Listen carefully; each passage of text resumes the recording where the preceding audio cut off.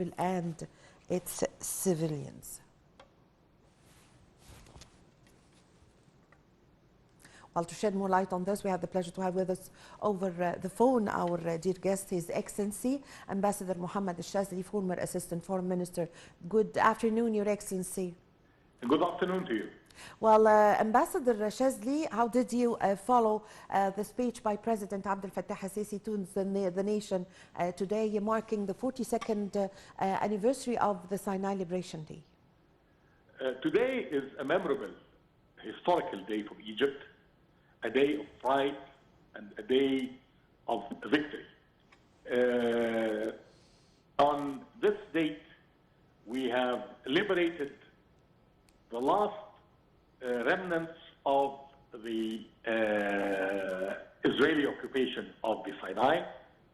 This day signifies the fruit of a military victory and a diplomatic victory.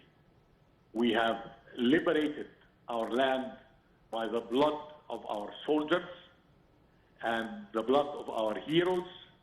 And after the armed forces have done their glorious mission, it was the turn of diplomacy to continue this mission and liberate 100% of our land and restore our dignity and restore our pride.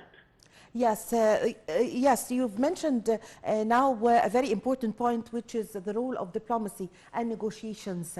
So this is a very important point in this the history of Egypt, and it shows the pivotal role played by the Egyptian diplomacy. So could you shed more light on this point, please? Egyptian diplomacy vis-a-vis the liberation of Sinai. We have Egyptian diplomacy has its roots since the time of the pharaohs. But I will speak about the role of diplomacy in liberating Sinai and restoring our pride. The role of diplomacy started immediately after the 1967 war, in a long struggle in the halls of the United Nations, and by mobilizing the whole world with our cause. And after that, we had the negotiations for the peace treaty. And I think one of the most brilliant roles of Egyptian diplomacy was how we tackled the case of Taba, when the Israelis were intransigent in trying to keep Taba and claim that it was not under Egyptian sovereignty before the occupation of Sinai.